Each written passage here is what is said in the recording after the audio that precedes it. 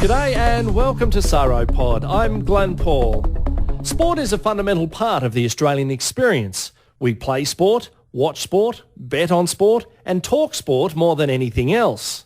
And it's been this way since colonial times.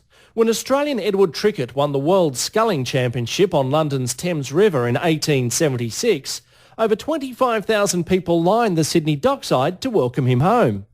But the types of sports we watch and play evolve over time. Would the sculling victory generate as much fervour if it happened today? Will we in 30 years' time be as keen on Aussie rules football or rugby league as we are now? To find out, CSIRO and the Australian Sports Commission collaborated on a research project aimed at identifying sports participation over the next 3 decades, breaking it down into trends and megatrends. Principal scientist of the report, CSIRO's Dr. Stefan Hajkowicz, joins me on the phone. Stefan, what led you to undertake this project?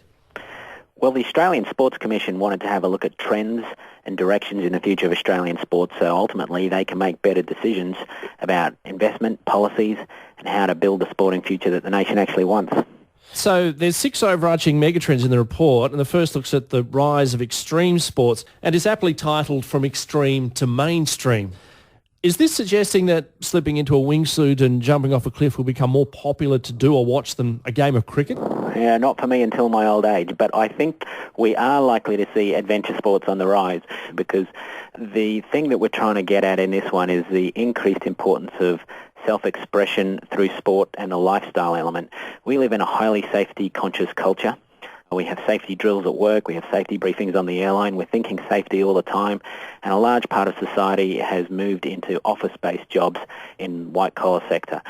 So a counter-reaction to this that we think is happening is that especially Generation Y, the younger generations, are really connecting to extreme sports and lifestyle sports such as skateboarding, BMX, kiteboarding, wingsuits, as you've mentioned, probably a smaller part of the population. But we're seeing these sports on the rise. We saw BMX cycling get into the Beijing 2008 Olympics.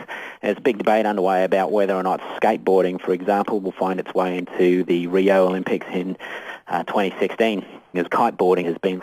It's interesting that inside those sports fraternities we're seeing a bit of a split in those parts of the sporting community that really want to get skateboarding into the Olympics and they think it'd be great. But there's also another counter reaction against that, and some skateboarders saying it's not really what skateboarding is about. You know, it's about a lifestyle and a culture more than a formalised Olympic event. So some of those discussions are interesting, but we're seeing those rise. And I think it's also worth pointing out that Australia's best Winter Olympics ever was 2010 in Vancouver, where we won gold in the women's aerial skiing and snowboard halfpipe, 2 sports which are probably more towards the extreme end, variants of alpine skiing and snowboarding. So we've seen Australia connect to these quite heavily, and I remember on the research we were actually looking at YouTube videos about all the extreme sports, which was a pretty fun way for the team to spend the afternoon. But they have a little map on those YouTube videos about where they're all getting watched, and Australia was always very intense in watching a lot of the extreme sports videos. So it may be that we have a bit of a natural advantage in that area, or that for some reason Australians are connecting more heavily to them. So do you think those YouTube videos are inspiring people to go jump off a cliff or do something like that? I think there's got to be an element of building new communities and engagement around sports. I mean, some of the extreme surfing videos have several million worth of hits in only 1 year. Now, only a small fraction of those people might actually want to pick up surfing as a consequence of watching that video, but because there's so many people doing it, that's still a significant impact. I certainly do think social media, Facebook, YouTube, Twitter has created a mechanism via which sports can get communicated and adopted and people can get engaged around a sport. It's more so than it has in the past. It's easy to log on, have a look at the sport, look at other people doing it, and that's enough to prompt interest. I reckon they are having an impact. And you mentioned there the YouTube map showing up Australia as being a place that engages in these kind of sports. But what of other countries that are now on the rise with the next megatrend relating to wealth increasing in these countries, such as China, and the desire to be competitive? So what does that mean for the rest of the world? Yeah, look, one of the other big megatrends or big shifts in the Australian sporting sector that we picked up is called New Wealth, New Talent, and this looks at the rapid income growth across Asia, but that's been married by a rapid growth in sporting capabilities. So first of all, you know, we see the Chinese gold medal tally rising very sharply, and no reason why it shouldn't keep going. They're performing extremely well at successive Olympics. and sports participation rates are going up in Asia. A lot of it is associated with income growth. As people get wealthier, they have more discretionary expenditure, and part of that expenditure is allocated towards sporting activities. So we're seeing sports participation and competition definitely on the rise throughout Asia. And it may create opportunities for Australia to market and sell our sports into Asia as well. And then there's the next mega trend, everybody's game, which deals with how Australia and many other OECD countries deal with an ageing population and cultural changes. And the report says 14% of the Australian population is currently over 65 years of age and is forecast to reach between 23 and 25% by the year 2056. So does that mean we go beyond traditional sports such as lawn bowls in the future? Yeah, I think we do go beyond lawn bowls in the future, but I think what we are seeing is demographic and cultural change. The indicators are that old people aren't just giving up and stopping playing sport. There's plenty to suggest that old people are very much wanting to keep playing sport as they get older. And one data set we've got here in front of us that shows that a bit is the attendance at the World Masters Games. They're like the Olympics for older people. You'll be over 35 to be in it.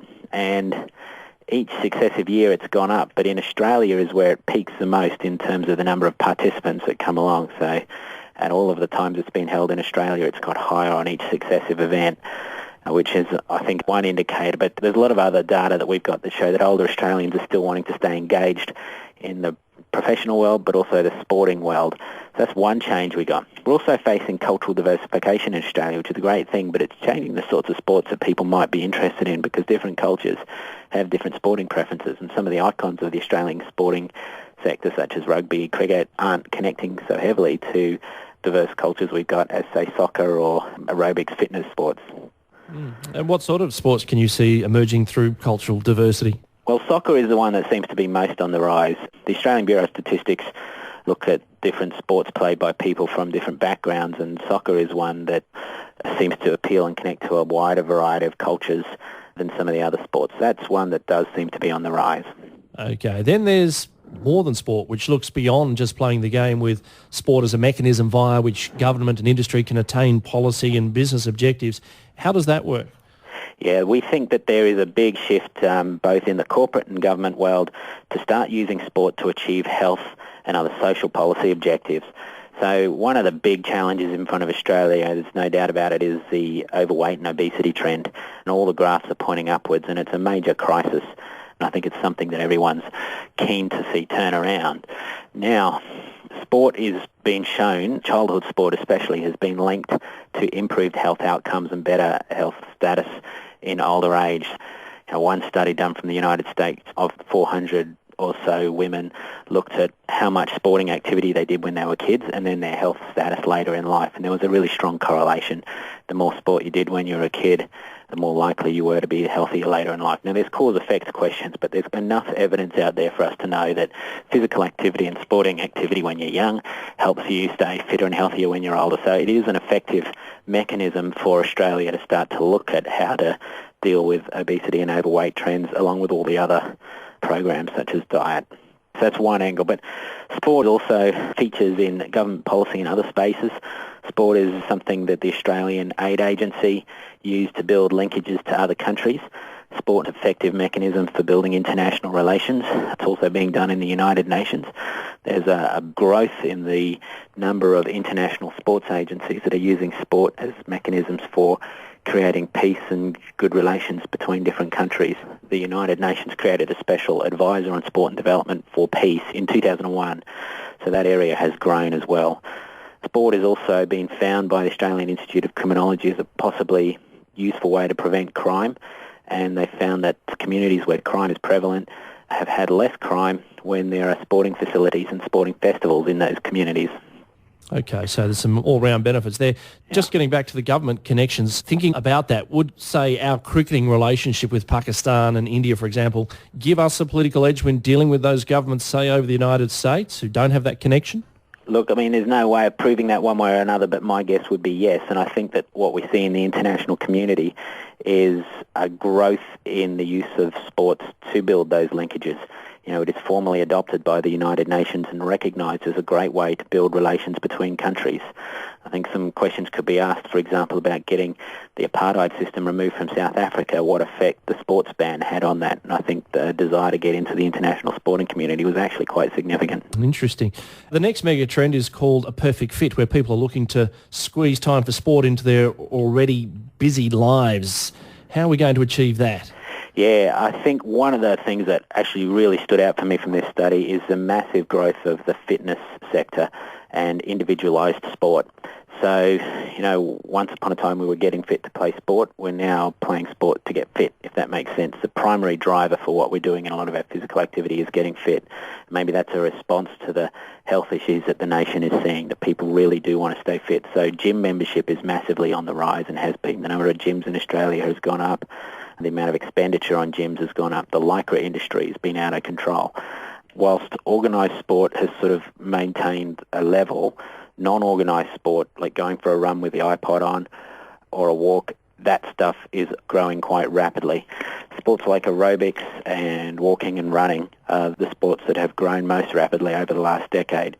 So that people are playing sport on their own with a primary objective of fitness, and it is placing some of the organised sports under pressures. Another thing that we talk about under perfect fit is time fragmentation. If we look at statistics on how Australians spend their time, there's evidence that our time is getting more sliced and diced. A typical day in an Australian's calendar today has a lot more events and activities crammed into it than it used to in the past. And when our time is sliced and diced like this, we find it hard to commit to that 2 o'clock Saturday afternoon soccer game every week, or the sailing regatta, which can take up half a day. People are less willing to do that. They want to fit a sporting activity neatly into a heavy packed agenda, which might mean that they instead go to the gym or go for a run in the morning before work, where it fits in and where it suits them. And the last mega trend, one we've become familiar with in recent times, you've only got to watch the news, track suits to business suits, with large sponsorship deals from sporting teams and players, business people getting involved in the formation of teams. How is this further going to impact on sport? Yeah, look, it's been underway for a while, and a lot of these mega trends are there, but it's going to continue to play out for quite some time, we think. The sports sector is a huge part of the economy. It's big. Offhand employs some 75,000 Australians. Sport is a major sort of generator of revenue, and sports broadcasting is where we're seeing a lot of that happen. Corporate sponsorship deals are up too, and if we look at data around the world, the Australasia region is one of the most rapidly growing in terms of sports sponsorship deals. So it's creating a lot more market power in the sports sector, and those sports that can respond to the market conditions and sell broadcasting rights are likely to do well, and elite sports people in those sports are likely to get better salaries, and those sports that can't are going to struggle in that environment. So the market forces are going to become more intense on sport into the future. But I think also the sort of debate we're seeing in sports is an interesting one about whether they adopt the AFL-style governance systems. And those sorts of governance models are becoming more formalised, structured with boards. That's what we've seen happen to quite a few sports in the past. And I think that sort of thing is more on the agenda for the future, more structured corporate governance for sport. With that thought, do you think extreme sports may then become mainstream sports, driven by market forces? I think there's potential for that. I think putting BMX into the Olympics was an interesting one, and it helps the sport of cycling stay connected to the younger generation. And Generation Y have a lot of spending power. They have a lot of discretionary expenditure. So they're connecting to these extreme and adventure sports. And if they do start to find their way into the Olympics more, they're going to only rise. With that rise, perhaps the 1975 futuristic movie Rollerball about sport in a corporate-controlled future may well end up being played out. Thank you very much for discussing this with me today, Stefan. Very interesting stuff. Thank you very much. Dr. Stefan Hajkowicz. For more information, find us online at www.csiro.au. You can like us on Facebook or follow us on Twitter at CSIRO News.